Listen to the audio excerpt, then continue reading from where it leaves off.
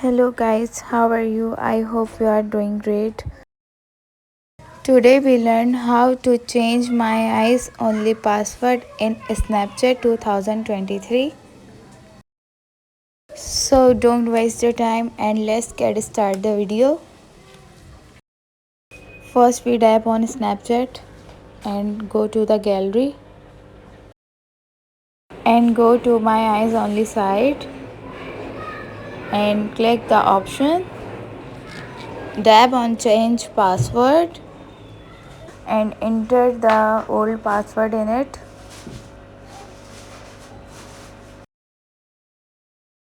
And enter the new password. Then again enter the new password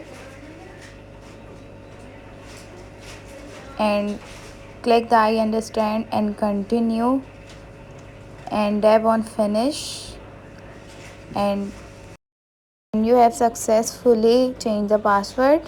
And again enter the password and you can see password is changed. I hope you like the video, and please guys subscribe my channel, like the video and leave the comment in below. Take care, bye bye.